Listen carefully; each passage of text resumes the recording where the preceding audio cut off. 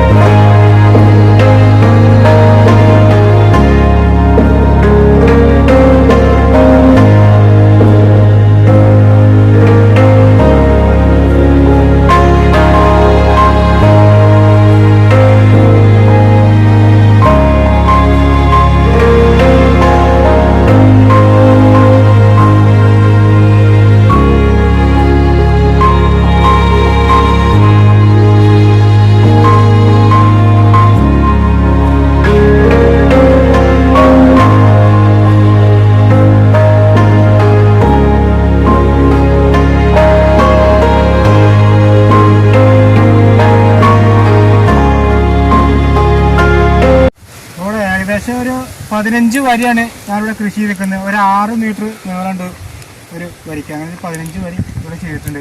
നമ്മളിവിടെ ചെയ്തിരിക്കുന്ന ഏതെങ്കിലും എന്നിട്ടുള്ളൊരു വിത്താണ് നമ്മളിവിടെ ചെയ്തിരിക്കുന്നത്. ഇതിൻ്റെ ഒരു പ്രത്യേകത എന്താ പറഞ്ഞാൽ നല്ലപോലെ വിളവ് ലഭിക്കും, കൂടുതൽ സമയം കിട്ടും, വിളവ് കിട്ടുന്നൊരു ഇനമാണ് ഏത്. ഞാനിപ്പോൾ ഈ ഒരു സമയം വേനൽക്കാലമായി ഞാൻ ഏറ്റവും കൂടുതൽ ചെയ്യുന്നത് ഇതന്നെയാണ് ഞാൻ ചെയ്യാറ്. ഇപ്പോൾ കഴിഞ്ഞ പ്രാവശ്യം ഈ വിത്ത് ചെയ്തിട്ട് നല്ലൊരു റിസൾട്ട് കിട്ടി. അപ്പോൾ നമ്മളിവിടെ 2 സ്റ്റെപ്പായിട്ടാണ് പയർ കൃഷി ചെയ്തിരിക്കുന്നത്. അപ്പോൾ ഇത് ഏകദേശം ഒരു 25 ദിവസം 26 ദിവസത്തെ പ്രായമായിട്ടുള്ളൂ വളർച്ചെത്തിയ തൈകളാണ് ഇപ്പോൾ പൊട്ടിച്ചുകൊണ്ടിരിക്കുന്നത്. അപ്പോൾ 2 ഭാഗമായിട്ടാണ് ഇതിനെ കൃഷി ചെയ്തിരിക്കുന്നത്. പയർ ഏകദേശം വളർച്ചയൊക്കെ എത്തി, പൂവൊക്കെ ഇട്ട് കായ പിടിക്കലൊക്കെ തുടങ്ങിയാൽ നമ്മുടെ അടുത്ത വില്ലെന്നെത്തി പുഴു ആണോ.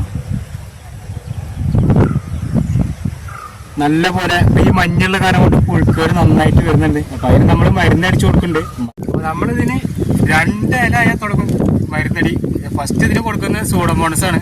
അത് ആഴ്ചയിൽ ഒരു ദിവസം സൂഡോമോണസ് അടിച്ചു കൊടുക്കും. പിന്നെ ഈ ഇലക്ക് ചെറിയ പുഴുവിൻ്റെ കിടക്ക് വരും. അപ്പോൾ അതിന് നമ്മൾ പുഴുവിനുള്ള മരുന്നടിച്ചു കൊടുക്കും. അത് ഡോസ് കുറഞ്ഞ് ഇങ്ങനെ തുടക്കത്തിൽ അടിച്ച് കൊടുക്കും.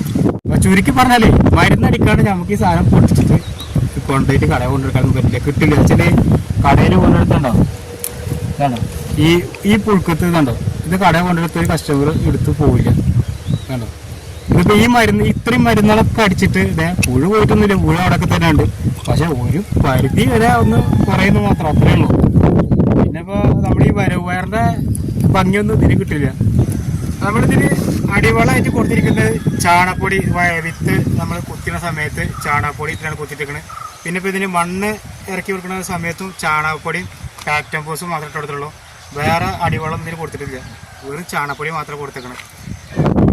പിന്നെ ഇതിന് വേറെ വളങ്ങളൊന്നും കൊടുത്തിട്ടില്ല. പിന്നെ ഞാൻ ചെയ്യുന്നൊരു വളം എന്ന് പറഞ്ഞാൽ ഇത് മെയിനായിട്ടൊരു വളം സ്ലറി ഉണ്ടാക്കിയിട്ട് അത് ആഴ്ചയിൽ ഒരു ദിവസം നല്ലപോലെ ഒഴിച്ചു കൊടുക്കും, ചാണക സ്ലറി.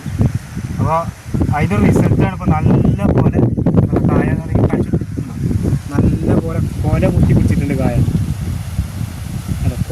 അതേമാതിരി ഇങ്ങനെ കൊല കുത്തിയിട്ട് കായ പിടിച്ചിട്ടുണ്ട്.